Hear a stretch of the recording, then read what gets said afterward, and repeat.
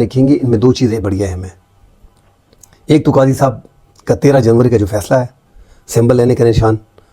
اس میں اس ٹائم پہ بھی تحریک انصاف کے وکلاء نے کہا تھا چیف جسٹس کو کہ ہمیں پھر مخصوص نشستیں نہیں ملے گی، مگر چیف جسٹس قاضی فائز عیسیٰ نے ان باتوں کو اگنور کیا کیونکہ پورا ایک پلان کا حصہ تھا.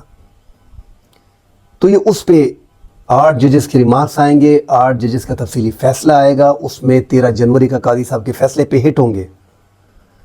اور الیکشن کمیشن ایک آزاد ادارہ ہے، اس پہ سوالات اٹھیں گے کہ آپ نے الیکشن کمیشن جو الیکشن کیا یہ متنازع الیکشن ہے، پھر کیا ہوگا؟ الیکشن کمیشن نے جو الیکشن کیا ہے وہ فری اینڈ فیئر نہیں تھا، پھر کیا ہوگا؟ الیکشن کمیشن نے جو ہے ایک جماعت کو